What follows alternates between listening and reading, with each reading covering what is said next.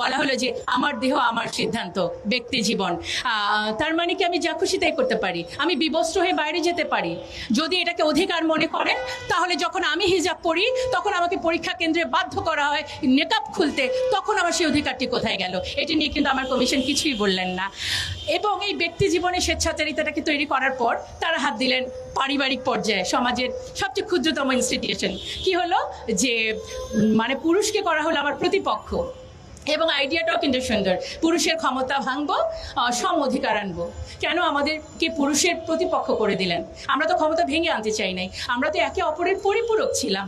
এবং কি হলো, বলা হলো যে মেরিটাল রেপ একটি বিষয়, যে শব্দটিকে এখন বলা হচ্ছে। এবং আমি বিনয়ের সাথে বলছি, ঘটনাটি কিন্তু সত্যি সত্যি সমাজে কোনো কোনো ক্ষেত্রে আছে। বিষয় হচ্ছে যারা এটি করছেন, যে পুরুষ এটি করছেন, তিনি কিন্তু মানসিক বিকারগ্রস্ত, তার যেমন চিকিৎসা দরকার। এবং ফিজিক্যালি অ্যাসাল্ট যখন মহিলারা হন, তারা কিন্তু অবশ্যই নারী নির্যাতন মামলায় যেতেই পারেন। তাহলে ফৌজদারি মামলা কেন? একটি দাম্পত্য জীবন ধ্বংসের দিকে নেওয়ার জন্য এটা যথেষ্ট। এবার চলে আসি হচ্ছে যে শিক্ষা ব্যবস্থা। শিক্ষা ব্যবস্থার আগে আমি একটু সম্পদ নিয়ে বলতে চাই, এটিও তো পরিবারের ইস্যু। বলা হলো যে সম্পদ এখন সমান সমান পাওয়া যাবে। কত সুন্দর নারীদের এত বড় সুযোগ পাওয়া। আমরা বলতে চাই, ইসলাম আমাকে যে অধিকার দিয়েছে, আপনারা তো আমাকে সেই অধিকারটিকে নিশ্চিত করতে দেন নাই। আমার এই সোসাইটি থেকে তো আমি আমার ভাইয়ের কাছ থেকে যতটুকু প্রাপ্য সম্পদ পাওয়ার কথা, সেটাই পাচ্ছি না। আপনারা খুব সুন্দর করে আইওয়াস দিয়ে আমাকে খুশি করে বলছেন এখন থেকে আমি আমার ভাইয়ের সমান সম্পদ পাবো। এই জায়গাটায় অবশ্যই বাস্তবিকভাবে এটি কিন্তু আসা উচিত ছিল। যে বিষয়টি ক্লিয়ার করতে চাই, তারা তাদের প্রতিবেদনে সুস্পষ্ট করে লিখেছে ধর্ম নারীকে বৈষম্য করেছে। আমি জোর গলায় বলতে চাই, ধর্ম নারীকে বৈষম্য করে নাই, ধর্মের প্রয়োগ নারীকে ভুলভাবে প্রয়োগ। আমার ধর্ম আমাকে বলল যে দেনমোহরের মাধ্যমে বিয়েটা হবে, আর আমার সমাজ আমাকে যৌতুকের মধ্যে ঠেলে দিল। এবং যৌতুক না দিলে শুধু বিবাহ বন্ধ না, গায়ের মধ্যে কেরোসিন ঢেলে আমাকে পুড়িয়ে দেওয়া হলো। তারপর এই মৃত্যুর জন্য আমার ধর্ম দায়ী নাকি আমার সমাজ? আমাদেরকে চিন্তাটা করতে হবে। এবং দেখেন, এটার মধ্যে হচ্ছে আরেকটি হচ্ছে পতিতাবৃত্তি। অলরেডি এটা নিয়ে অনেক কথা বলেছেন। এবং আপনি আমাকে আমার দাম্পত্য সম্পর্কের মধ্যে সংঘাত বাড়ালেন, আমার ভাই এবং আমার বাবার সাথে সম্পর্কে সংঘাত জড়ালেন, এবং পতিতাবৃত্তিকে করে দিলেন উন্মুক্ত। তখন এই যে কিছুক্ষণ আগে আমাদের আরো অন্যান্য বক্তারা বলেছেন, স্বামী তখন এই ফৌজদারি মামলা এড়ানোর জন্য কিন্তু যাচ্ছে কোথায়? পতিতালয়ে। আমার অনেক ছাত্রীকে আমরা কিন্তু অনেক হোটেলে এই ধরনের সম্পর্কে দেখতে পাই, যেখানে পুলিশ তাদেরকে গ্রেফতার করছে। যখন পতিতাল এই বৃত্তিটিকে আপনি একটি পেশা হিসেবে দিচ্ছেন, তখন তারা পার্ট টাইম টিউশনির মতো ওখানে গেলে সমাজ ব্যবস্থা যদি ভেঙে পড়ে, এর দায় ভাইকে আপনাদের নিতে হবে না? দেখেন, এই একই সাথে হচ্ছে যে গণমাধ্যমে বলা হলো যে কিছু কিছু শব্দ প্রয়োগ করা যাবে না, যেমন হচ্ছে নৈতিকতা, অশ্লীলতা, শালীনতাপূর্ণ পোশাক, ধর্মীয় অনুভূতি। আমি এই কথাগুলো কেন বলতে পারবো না? কারণ আমি অশালীন হয়ে চলবো? অবশ্যই শালীনতা আমার সামাজিক ভ্যালু। আমি চ্যালেঞ্জ দিব, ইসলাম যতটুকু নারী অধিকার দুনিয়াতে দিছে, দুনিয়ার কোনো ধর্ম দিছে বইলা কোনো পশ্চিমা থিওরিতে আছে কিনা? যারা আজকে নারী অধিকার নিয়া কি জানি একটা তৈরি হয়েছে না, কমিশন আলারা আসুক টেবিলে, আমাকে দেখাক ইসলামের চেয়ে বেশি নারীর অধিকার কেউ দিছে? চ্যালেঞ্জ ওর সাথে। কত কোটি টাকার চ্যালেঞ্জ দিবে ও, বলুক। ইসলামের চেয়ে বেশি অধিকার কেউ দেয় না। সন্তানের অধিকার যতটুকু ইসলাম দিছে, দুনিয়ার কোনো সমাজ দেয় না। ভাইয়ের যতটুকু অধিকার দিছে ভাইয়ের করে, দুনিয়ার কোনো ধর্ম দেয় না, কোনো কালচার দেয় না। ইম্পসিবল। মা বাবার যতটুকু অধিকার দিছে, ভাই বোনের যতটুকু অধিকার দিছে,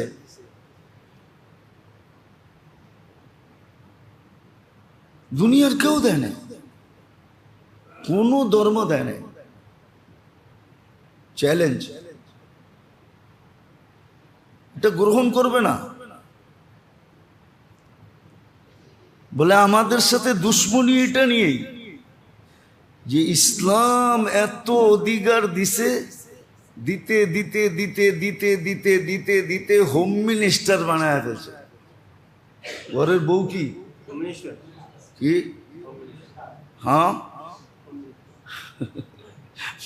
দিতে দিতে কই নিছে কি অগ চোখে লাগছে যে ওরা হোম মিনিস্টার। আর আমাদের সমাজে তো আমাদের কোনো পদেই নাই, টিস্যু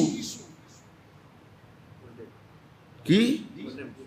এই জন্য ওই সমাজে তো 3W কোনো 3W কোনো কি নাই, গ্যারান্টি নাই। 3W বোঝেন? বোঝেন না মনে হয়? ওদের দুনিয়াতে ওয়েদারের কোনো গ্যারান্টি নেই। আর দ্বিতীয় হলো ওয়ার্কের কোনো গ্যারান্টি নেই। বিকালে চাকরি করে আসছে, সকালে যে দেহে চাকরি নেই। আর তৃতীয় হইল ডব্লিউ, মনে হয় বোঝেন নাই, এটার কোনো গ্যারান্টি নাই। এই জন্য ওরা আমাদের পিছে লাগছে। এগুলো তো সব হোম মিনিস্টার। হ্যাঁ কি যেমনে বইতে কয় অমনে বয়, যেমনে খাড়াইতে কয় অমনে খাড়ায়। এ তো হোম মিনিস্টার, পুরো হোম চালায়, এমনকি স্বামীরে পর্যন্ত চালায়, ঠিক না? হ্যাঁ কি বলেন? এটা হলো চোখের শুল।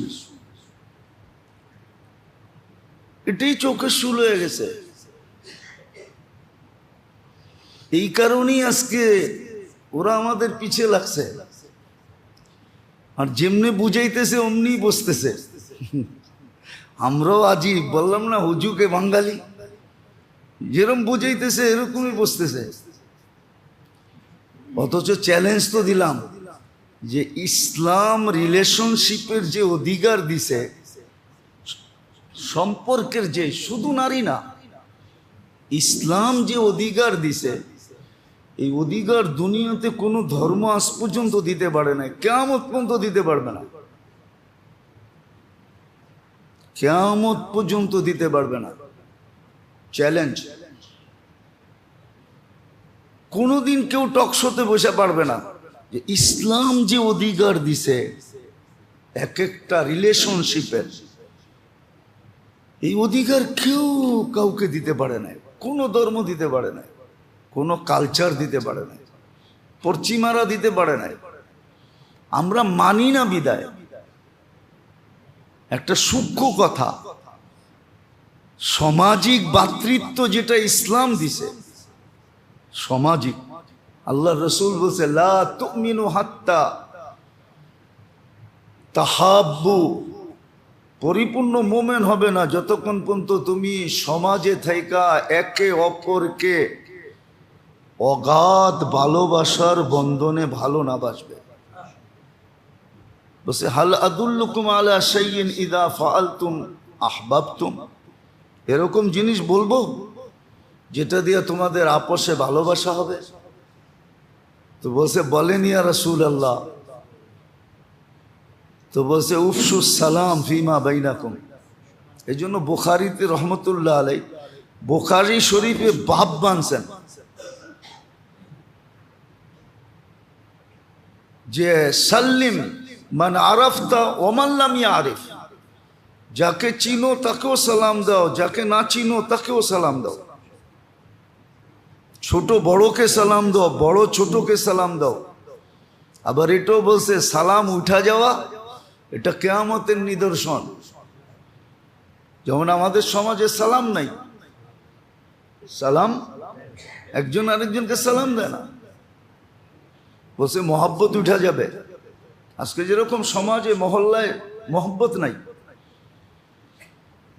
তো ইসলামের চেয়ে সবচেয়ে বেশি ভ্রাতৃত্বের অধিকার দিছে। কেউ আমাকে দেখায় দেখ কোন সমাজ দিছে কিনা, কোন কালচার দিছে কিনা, কোন ধর্ম দিছে কিনা, কোন ধর্ম দিছে কিনা, কোন ধর্ম দিছে কিনা, কোন ধর্ম দিছে কিনা। প্রশ্ন উঠে দিছে, প্রশ্ন পুরুষের মতো মহিলাও পুরুষের অর্ধেক কেন পাবে, এটা বলে প্রশ্ন। অথচ আমাদের পাশের দেশে আছে ওদের ধর্মে তো লেখা আছে মেয়েরা কোনো অংশই পায় না। হিন্দু ধর্মে তো ওদের ধর্মীয় কিতাবে লেখা আছে মেয়েরা কোনো অংশ পায় না। ওটা নিয়ে মাথা গামাগামি নাই। পুরুষের অর্ধেক কেন পায়, তাহলে আপনি যুক্তি দিয়া বোঝেন। ওর তো পাওয়ারই কথা ছিল না। বললেন কেন? একটা মহিলার সম্পূর্ণ দায়িত্ব একটা পুরুষের উপরে, সুতা সুই থেকে নিয়া ওর বরণ পোষণ সব কিছু দায়িত্ব কার উপরে? পুরুষের উপরে। যেই মুহূর্তে কবুল বলল ওই মুহূর্ত। আচ্ছা, কবুল হওয়া পর্যন্ত ওটা তো মা বাবার উপরে পরিপূর্ণ দায়িত্ব, ঠিক না? বলে মা বাবা যদি না থাকে তো ইসলাম বাইকে বলছে বোনকে শিক্ষিত কইরা দিনদার বানায়া দিনী পাত্রে যদি তুই দিলি, এক জোক আসছে আল্লাহ রসুলের কাছে, ইয়া রসুল আল্লাহ, আমার মেয়ে আছে, কোনো পুরস্কার আছে মেয়ে আলার জন্য? যার ঘরে মেয়ে হয় ওর বুঝা নেওয়া উচিত এই ঘরের জিয়ারত আল্লাহ রসুল কইরা গেছেন।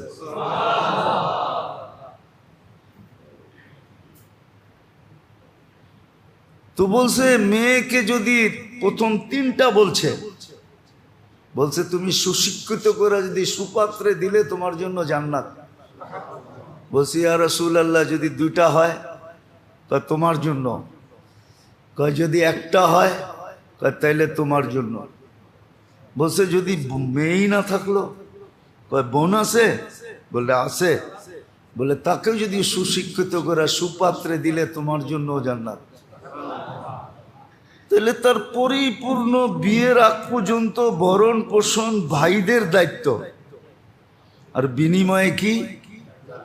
আরে বলেন না। তাহলে তার পরিপূর্ণ দায়িত্ব তো একজন নিয়েই রাখছে। ইসলাম আর একজনকে দিয়েই দিছে, ঠিক না? হ্যাঁ, কি বলেন? তাহলে তার পাওয়ার দরকারটাই কি? আমারে যুক্তি দিয়া বুঝান, পাওয়ার দরকার আছে? তারপরও তো ইসলাম তাকে দিছে না, দেয় নাই? হ্যাঁ, অন্য ধর্মে তো দেয়ই নাই। অন্য ধর্মে কালচারে তো দেয়ই নাই। তোমরা যাদেরকে দেখা নারী অধিকার করতেছ, আমার এদের কাছে প্রশ্ন, এরা দেখাক না। কিন্তু বললাম না ওই যে হিংসা, হাম তো ডুবে হ্যাঁ সনম তুঝে লে ডুবেঙ্গে, আমরা ডুবছি তু করে ডুবায় ছাড়মো। আমরা তো ডুবে গেছি, ঠিক না? আমরা তো এমন ডুবা ডুবছি যে আমাদের দিকে তো কেউ তাকাইতো চায় না, চায় না। আসলেই যার ভিতরে ইসলাম আছে, দিনদারি আছে, যা দেখেন ওই ঘরের অবস্থা। আজ পর্যন্ত শুনছেন কোন হুজুরের বউ কারো কাছে এসে অভিযোগ করছে? কোর্ট কাছারি হয়েছে, অথচ বেতন তো পায় 10,000 12,000। ওর বাড়িতে যে জিজ্ঞেস করেন সুখ আছে না নাই, শান্তি আছে না নাই। ওর বাড়িতে যে জিজ্ঞেস করেন না অভিযোগ আছে কি নাই, নাই। ওটা নিয়ে সুখী। ও জানে আমারটার চোখ যদি কারো উপরে উঠেও যায় তো ইস্তেগফার পড়তে দেরি হবে না। ও বারবার তাকায় 26 কোটি ক্যামেরা দিয়ে তাকায় থাকবে না। অন্য যেরকম 26 কোটি ক্যামেরা দিয়ে তাকায় থাকে, ঠিক না? হ্যাঁ, কি মনে হয় বোঝেন নাই? আরো বাইঙ্গা দিমু, বাইরের লাউড স্পিকার খোলা। ও তো চোখ উঠতে দেরি, ইস্তেগফার পড়তে দেরি করে না। ও জানে, বাড়িরটায় জানে যে এটা ইস্তেগফার পড়বে। চোখ উঠতেও পারে রাস্তাঘাটে চলতে যায়, কিন্তু ও ইস্তেগফার পড়তে দেরি করবে না। ও যদি ভালোভাবে 26 কোটি ক্যামেরা দিয়ে দেখে তো আমারই দেখবো। আর কাউকে দেখবে না, আমারই দেখবো। এই জন্য ওরা সুখী। কিন্তু লাগছে কেন? এই জন্য লাগছে যে হাম তো ডুবে হ্যাঁ সনম তুঝে লে ডুবেঙ্গে। আমরাও বেশি কিছু বলবো না, চলে দেখো, চলে দেখো, চলে দেখো, চলে দেখো। তোমরা একদিন পস্তাবে, কোনো কাজে দিবে না। পস্তান কোনো কাজে দিবে না, পস্তানো কোনো কাজে দিবে না। দুনিয়া তো টিস্যু হবে, মরার পরেও টিস্যু হবে। দুনিয়াও টিস্যু, টিস্যুর মতো হবে। ওই ইজ্জত মিলবে না যে ইজ্জত। নাহলে শাফি রহমতুল্লাহ আলাই সারাদিন পরিশ্রম করতেন, রাত্রে মার পাও টিপতেন, আর ঘুম পড়াইতেন, আর তালুতে চুমা দিতেন। মা বলতো, শাফি আমার পায়ের তালুতে চুমা। বলছে, না না, আমি আমার জান্নাতে চুমা দিয়া স্বাদ নিতেছি। তাইলে বাইজিৎ বুস্তামি সারা রাত্র মায়ের মাথার কাছে পানির গ্লাস নিয়ে দাঁড়ায় থাকতেন না, যে মা পানি চেয়ে ঘুমায় গেল। উঠাইলে তো ঘুমটা ভেঙে যাবে, সারা রাত্র ঘুম নাও হইতে পারে। আচ্ছা, আমি দাঁড়ায় থাকি, ঘুম স্বইচ্ছায় বাংলেই পানির গ্লাস উঠায় দিব। সকালে জিজ্ঞাসা করছে, বাচ্চা দন সারা রাত্র কি করলি? দাঁড়াই তো ছিলাম। উঠাইলি না কেন? কাঁচা ঘুম ভাঙা গেলে যদি আর ঘুম না আসে তোমার কষ্ট হয়। তো বলছে, সারা রাত্র দাঁড়ায় ছিলি? বলে, হ মা, এটাও তো তোমার জন্য কম করা হইলো, তুমি 10 মাস আমাকে পেটে রাখছো। হ্যাঁ, আমি না একদিন কাহিনী শুনাইছি আপনাদেরকে, যে ছেলে মাকে পিঠে করে তওয়াফ করাইতেছে। তো জিজ্ঞাসা করা হয়েছে, কিরে তুই পিঠে নিয়ে তওয়াফ করিস কেন? ডিজিটাল শত শত ডিজিটাল হুইল চেয়ার রাখা আছে মক্কায়, না নাই? নইলে তুই ঠেলেই লইতি।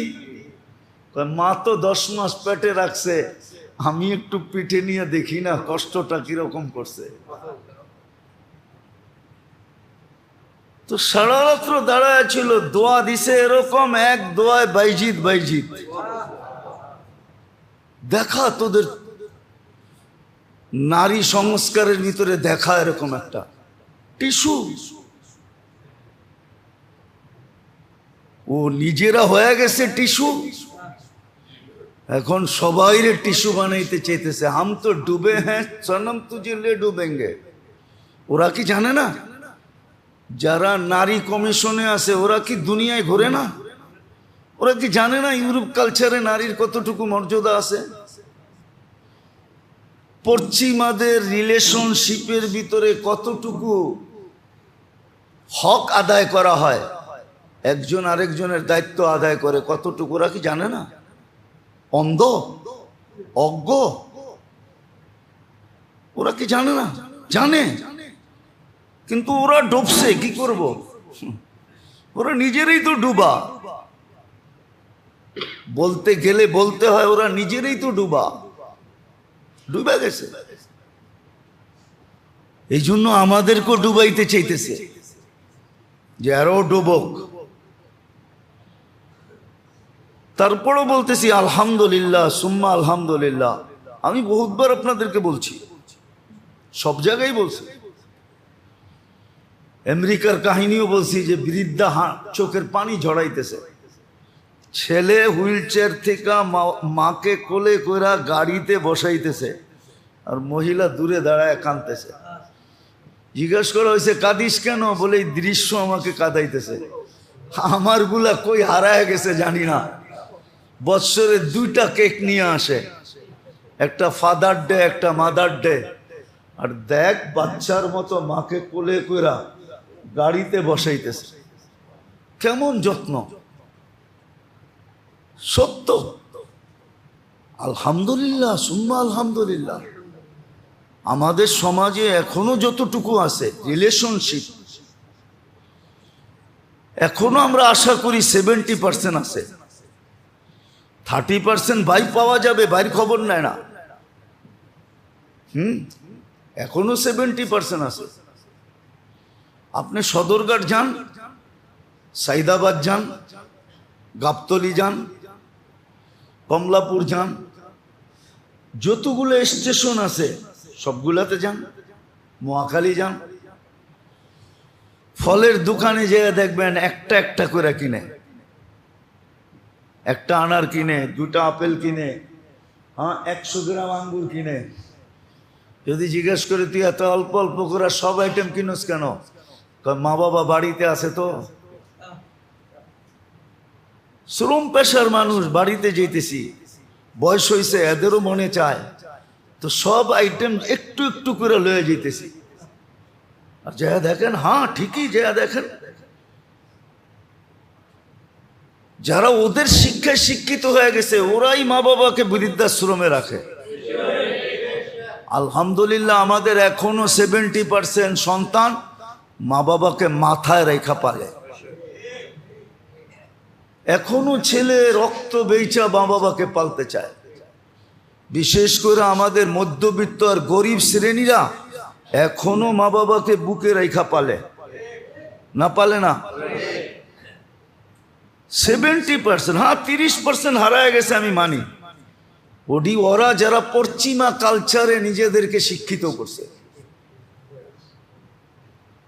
ওরা যারা পশ্চিমাদের রঙে রঙিন হয়ে গেছে। নাহলে আমরা তো দেখি, আলহামদুলিল্লাহ আমরা দেখি, চোখে দেখি। সবকিছু তো লাভ মিডিয়ায় বলা যায় না, আমরা চোখে দেখি। আমি অনেকবার দেখছি, কেননা ফ্লাইট ছাড়ার 1-1.5 ঘন্টা আগে আসতে হয়। 1-1.5 ঘন্টা আগে আসতে হয়। 2-3 ঘন্টা আগে আসতে হয়। ইন্টারন্যাশনাল ফ্লাইট হইলে বোর্ডিং নিয়ে ইমিগ্রেশন চেকিং শেষ করে তারপরে আইসাল বসে থাকতে হয়। আমি জেএফকের কথা বলতেছি, আমেরিকার JFK, John Kennedy International Airport, যেটা নিউ ইয়র্কের সবচেয়ে বড় এয়ারপোর্ট। অনেকবার দেখছি আমাকে ছেলেরা এসে জিজ্ঞাসা করতেছে, মুসলমান হুজুর এতক্ষণ বসে থাকবেন, কিছু খাবেন না? কিন্তু ওইখানে খাইতে গেলে সব ডলার দিয়ে খাইতে হবে। পানি কিনতে গেলে $3। যেটা হালাল, একটা কোরসন যদি খাইতে যাই ওটা হালাল, ওটা হালাল আইটেম দিয়ে পনির দিয়ে বানানো হয়, ওটা খাইতে গেলে আমাকে $60 দিতে হবে। আর কফি খাইতে গেলে তো আরো দিতে হবে। আচ্ছা বাবা, প্লেন পর্যন্ত অপেক্ষা করি, কিছু তো দিবই, ঠিক না? আমি নিজে আমার জীবনে দেখছি 10 জন কইতেছে, হুজুর কি খাইবেন কোন? কাঠ তো আমরা পাঞ্চ করবো, আপনার কি? আপনি কেন $3 আর $7 আর $10 চিন্তা করতেছেন? 10 জন এসে বলতেছে আমি খাওয়াবো, কিন্তু আমি তো কোনো ইংরেজরে দেখলাম না কাউকে এসে কেউ বললো তোরা একটা পানি কিনা দেই, পানি কিনা দেই। বরং আমার জীবনে তো এরকম গেছে, এত খাওয়া আসছে যে ওরা পর্যন্ত হাক্কা বাক্কা খায়া গেছে যে এটা কোত্থেকে আসলো, যেটা আমাদের দেশে বিরল। একজনের খাওয়া ও 10 জনকে ডাইকা খাওয়াইতেছে, খাও, এটি কে খাবে, খাও।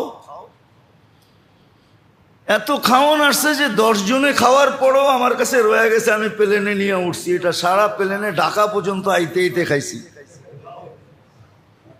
ওরা তো চোখে দেখে না, এটা হাসির ব্যাপার না। আমি অহংকার করে বলতেছি না। বাংলাদেশের কোনো হাইওয়েতে আলহামদুলিল্লাহ আজ পর্যন্ত হোটেলে ঢুকলে পয়সা দিতে হয় না। মানুষ এত মহব্বত করে। ভ্রাতৃত্বের আমাদের এরকম একটা বান্ধন, এই জন্যই তো আমরা চিল্লাই, নাহলে তো চিল্লাইতাম না।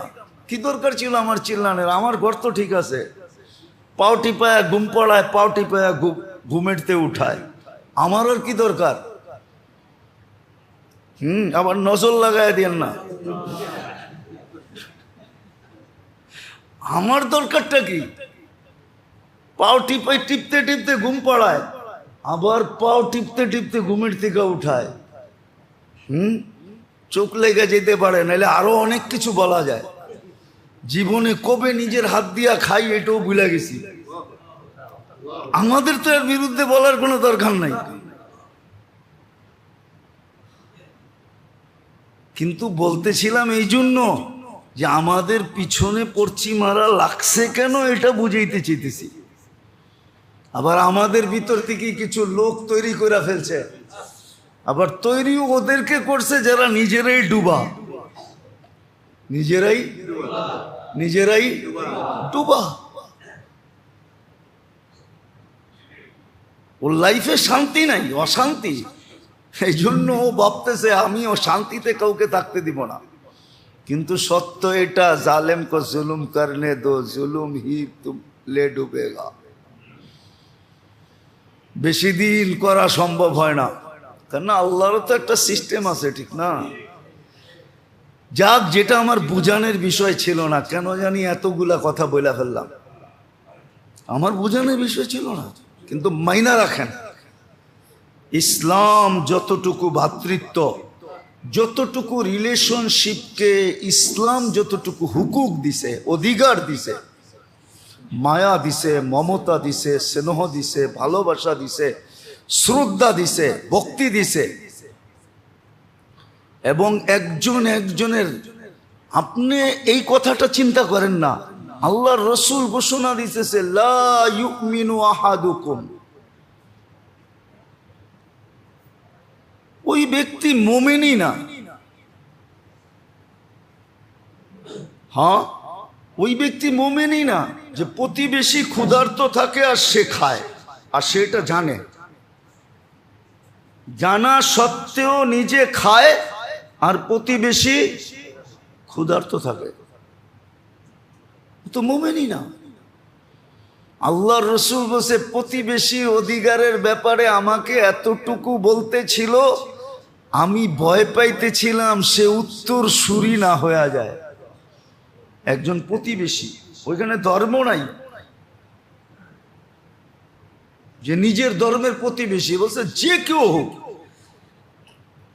এতটুক প্রতিবেশীকে যদি অধিকার দেয়, কোন ধর্ম দিছে, কোন কালচার দিছে? আমাগরে বুঝায়। আমরা তো দুনিয়া ঘুরতে ঘুরতে শেষ করে ফেললাম। গরিব দেশগুলা না বাকি আছে, ধনী দেশ তো সব দেখা শেষ, শুধু নিউজিল্যান্ড বাকি আছে, আর কিচ্ছু বাকি নাই, সব দেখা শেষ। এটা আল্লাহর মেহেরবানি। এন্টার ইউরোপ দেখা শেষ, আমেরিকা দেখা শেষ। আমেরিকা তো আমি যতটুকু দেখছি ও আমেরিকানও দেখে নাই। হ্যাঁ, আসেন কেন? 2016-তে আমার সফর ছিল New York to San Francisco by road, 5700 mile আমি বাই রোড সফর করছি, দেখতে দেখতে গেছি। নিউ ইয়র্কের কোথায় আর সান ফ্রান্সিসকো কোথায়, নেটে দেখেন, ইয়েতে কি বলে, গুগলে দেখেন, ম্যাপে যেয়ে দেখেন নিউ ইয়র্ক কোথায়, আটলান্টিকের পাড়ে, আর সান ফ্রান্সিসকো হলো প্রশান্তর পাড়ে। ওটার অপোজিটে হলো দক্ষিণ কোরিয়া, উত্তর কোরিয়া আর জাপান। প্রশান্তর পাড়ে 5700 মাইল আমি বাই রোড দেখছি। আপনি মনে করেন ছোট মসজিদে আছি, দুনিয়ার কিচ্ছু দেখি না। মানচিত্র আমার চোখের সামনে, মানচিত্র কাটাই আমার নেশা, যে কোন রোডের থেকে কোন রোডে সহজে যাওয়া যায়। তো যেটা বুঝাইতেছিলাম, আমরা তো চোখে দেখি। এই জন্যই কথা শুরুটা ছিল মন মানুক আর না মানুক, বিদ্যা আপনার থাকুক আর না থাকুক, আপনি মুসলমান, আপনার সব কিছু ইসলামের ভিতরে রাখা, এই 4 শব্দের ভিতরে রাখা ইসলাম, 5 শব্দের ভিতরে রাখা আলিফ সিন লাম আলিফ মিম, ইসলামের ভিতরে রাখা। ইসলামের ভিতরে রাখা, ইসলামের ভিতরে রাখা। আপনার ইসলামের ভিতরে রাখা শব্দ দিয়েও বোঝানো যায়।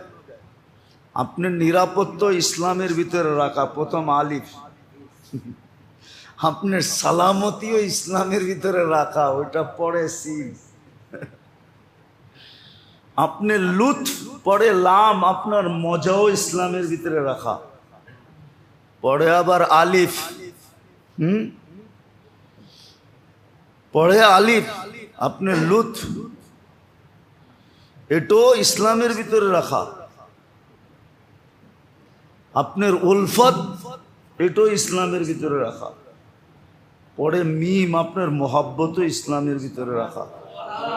পাঁচটা লেখা লয়ে যান, পরে যে ডিকশনারি দেখা বিশ্লেষণ করেন। আপনাকে মুসলমানের ঘরে জন্ম দিছে, ইসলামের ভিতরে রাখা। আপনাকে উম্মতে মোহাম্মদী বানাইছে। হ্যাঁ, মোহাম্মদুর রসুল্লাহর তরিকার ভিতরে আপনার সবকিছু রাখা। ওই তরিকার বাইরে আপনার জন্য কিচ্ছু নাই। আপনি খালি ছুটতে পারবেন, মজা পাবেন না। মজা পাবেন না। মজা তো ও পাইতেছে যে মা বাবা বয়স্ক হয়ে গেছে, এখন খাইতে পারে কিন্তু হাতটা একটু কাঁপে। খাইতে পারে নিজের হাতে, কিন্তু সন্তান কয় তোমার খাইতে হইব না, খাওয়ায় দেব। ছেলেরা বাক্যরা খাওয়ায় দেয়। কেউ সকালে খাওয়ায়, কেউ দুপুরে খাওয়ায়, কেউ রাত্রে খাওয়ায়। আবার মেয়েরা আইসা এ নাস্তা খাওয়ায়, ও চা খাওয়ায়, সবাই খাওয়ায় দেয়। ওরে জিজ্ঞেস করেন জিন্দগির মজা কি? তো রাখা আছে আপনার।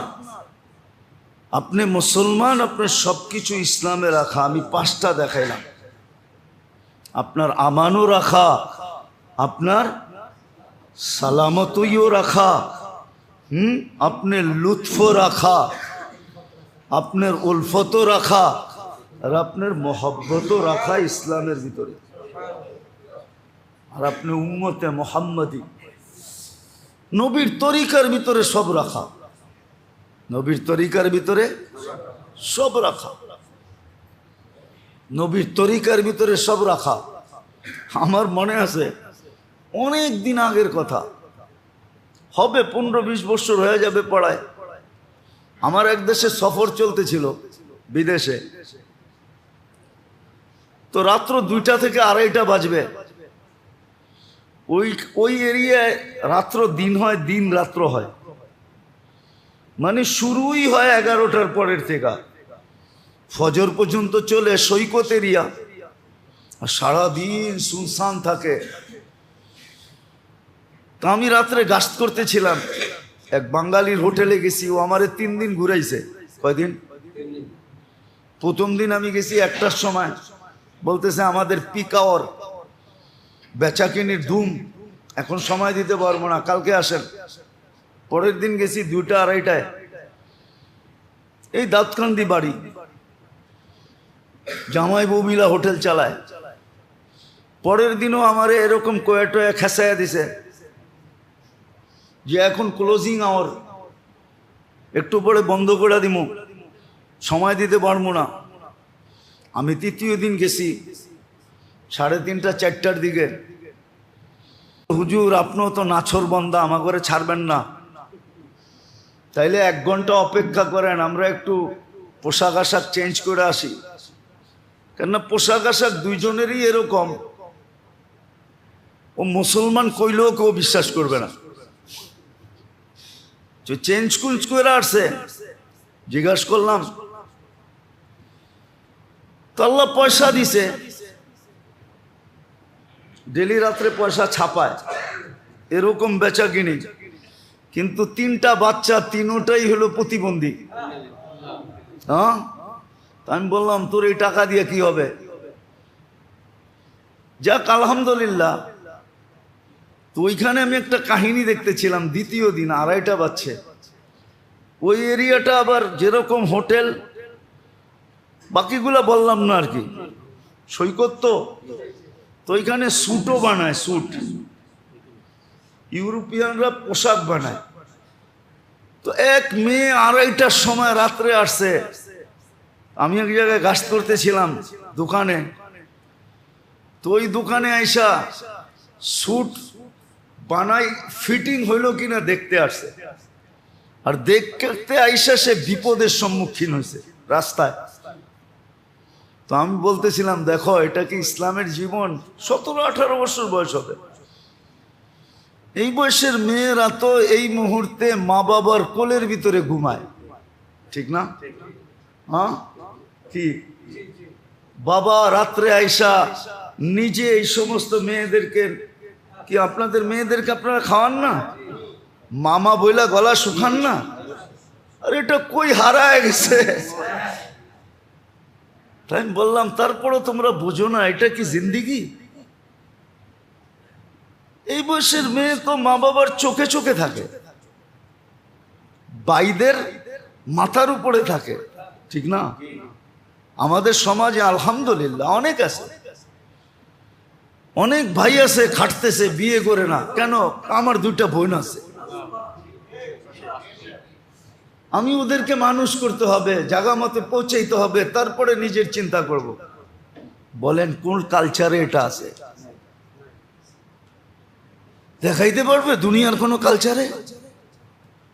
আমরা তো দুনিয়ায় কম ঘুরি না, কম দেখি না চোখে।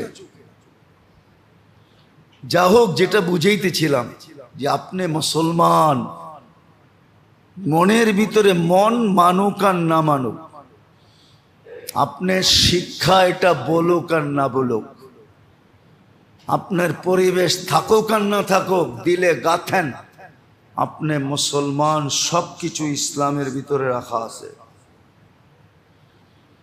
নাইলে কিন্তু মারবে আপনাকে, পিটাবে, যেরকম পিটান এখন চলতেছে। আপনি চিৎকার দিতে দিতে চোখের পানি শেষ করে ফেলবেন, তারপরে রক্ত ঝরাবেন, মাতা নাসরুল্লাহ বলে খালি চিৎকার দিবেন। আজকে যেরকম সারা দুনিয়ার মুসলমান চিৎকার দিতেছে মাতা নাসরুল্লাহ, আল্লাহর মদত কখন আসবে? চিৎকার দিবেন, আল্লাহ তাকেও দেখবে না। হ্যাঁ, আপনি মনে হয় এখন তো ওয়াশিং মেশিন বাইরে গেছে, আপনারা ধুবির জমানা দেখেন নাই? কি দেখেন নাই? দেখছেন? ইয়াং বয়স, ইয়াং জেনারেশন দেখে নাই? দোলাই খাল দেখে নাই? দোলাই খালের নামই হয়েছে ধুবিদের দিয়া, দোলাই খাল।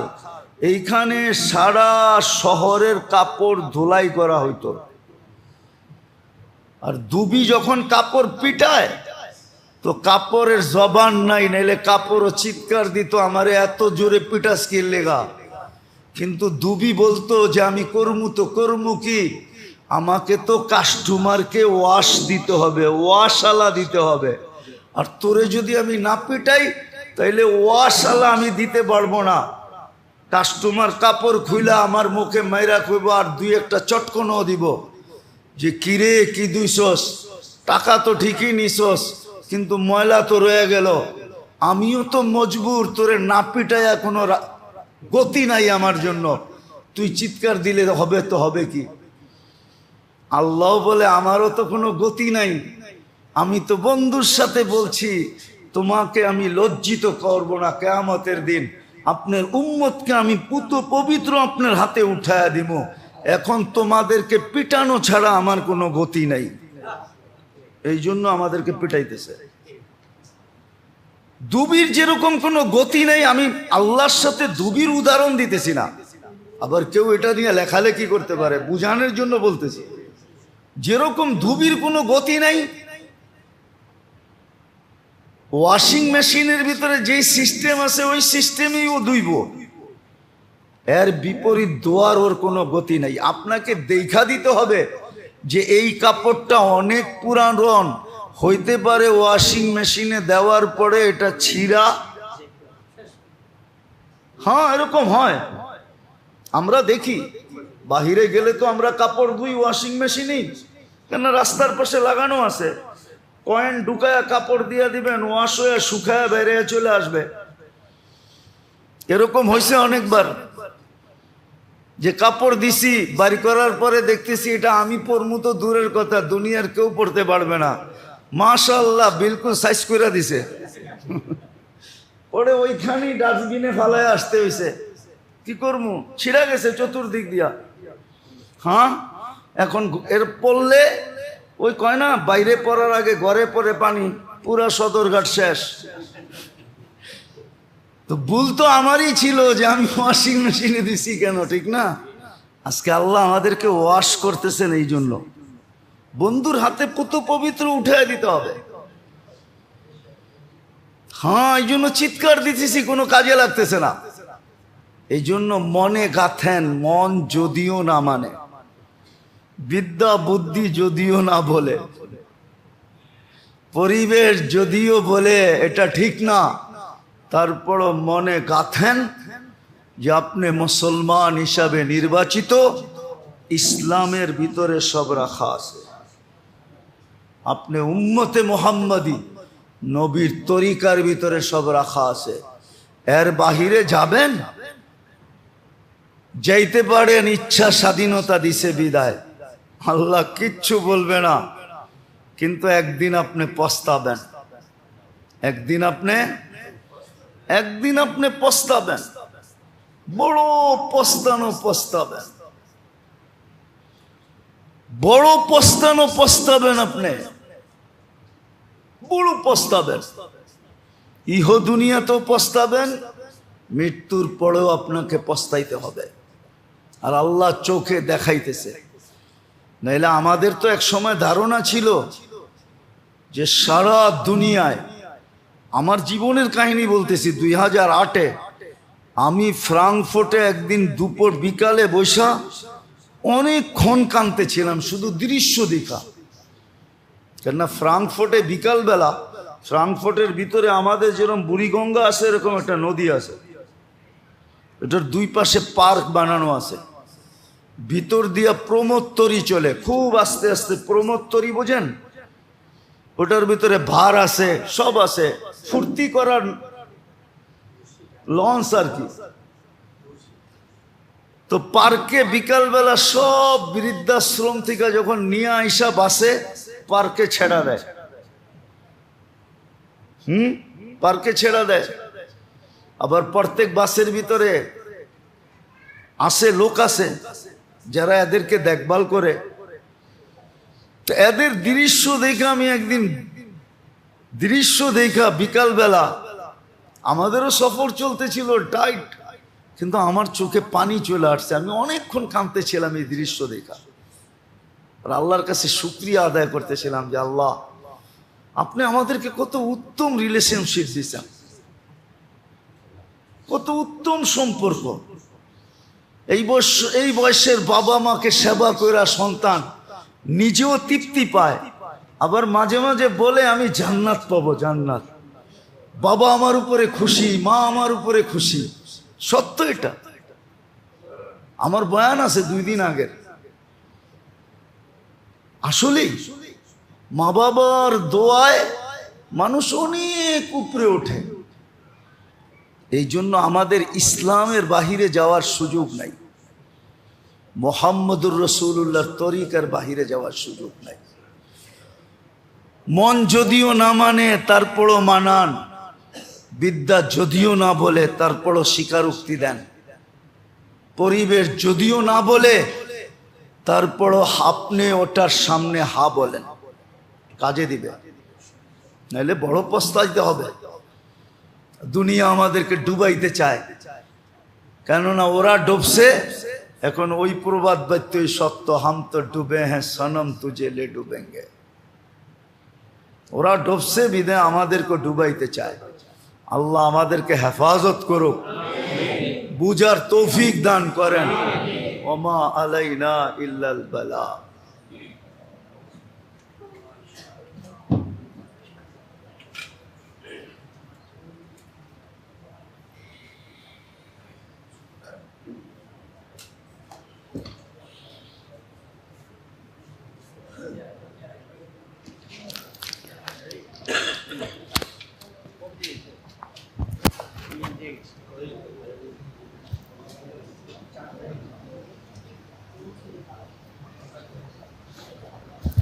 হুজুর চলে আসছে